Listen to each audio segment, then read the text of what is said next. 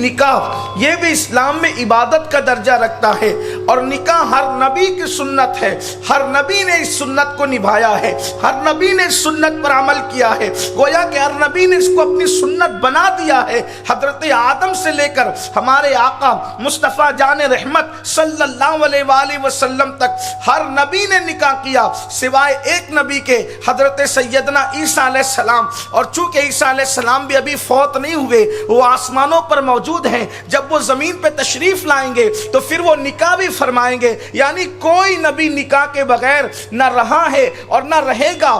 اللہ اکبر! اس لیے کہ نبوت جو ہے وہ ختم ہو چکی ہے، کوئی نبی نکاح کے بغیر نہیں رہا، اور جو آخری میں اب تشریف لائیں گے بحیثیت نبی نہیں آئیں گے وہ، اس لیے کہ ان کی ردائے نبوت مصطفیٰ جان رحمت کی آمد سے سمیٹ دی گئی ہے، لیکن چونکہ وہ بھی آئیں گے بحیثیت امتی، لیکن وہ بھی نکاح فرمائیں گے، اور مدینہ منورہ میں گنبد خضرا میں ان کی بھی آخری آرام گاہ ہوگی۔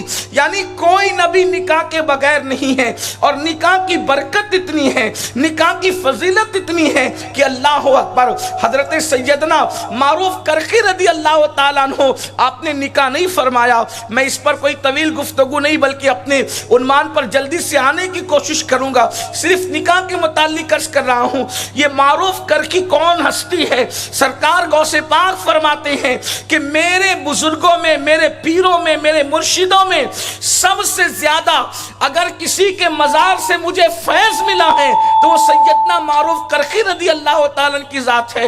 حضرت معروف کرخی بڑے متقی، بڑے پرہیزگار، بڑے عابد و زاہد تھے۔ آپ نے نکاح نہیں فرمایا، نکاح نہیں کیا آپ نے۔ آپ کے وصال کے بعد کسی نے آپ کو خواب میں دیکھا تو عرض کیا حضور اللہ نے آپ کے ساتھ کیا معاملہ کیا؟ فرمایا بڑا کرم فرمایا، لیکن میں انتقال کے بعد، وصال کے بعد ایک کام نہ کرنے پہ پچھتا رہا ہوں، مجھے پچھتاوا ہے، افسوس ہے ایک کام نہ کرنے پہ۔ کہا کائے کا افسوس ہے؟ کہا میں نے نکاح نہیں کیا تھا، شادی نہیں کیا تھا۔ تو کہا کیوں پچھتا رہے شادی نہ کرنے پر، نکاح نہ کرنے پر؟ تو فرمایا میں نے جب جنت میں دیکھا کہ یہاں نکاح کرنے والوں کے درجات کیا ہیں تو میں پچھتا رہا کہ اگر میں بھی نکاح کر لیتا تو مجھے بھی یہ درجات نصیب ہو جاتے۔ یعنی نکاح کی اہمیت ہے اسلام کے اندر کہ اللہ کے اتنے بڑے ولی، اتنے بڑے بزرگ حضرت سیدنا معروف کرخی رضی اللہ تبارک و تعالیٰ، اس کو داتا صاحب رحمت اللہ علیہ نے بیان فرمایا ہے۔ تو نکاح اتنی عظیم چیز ہے، لیکن اس کے پیچھے مقصد کیا ہے؟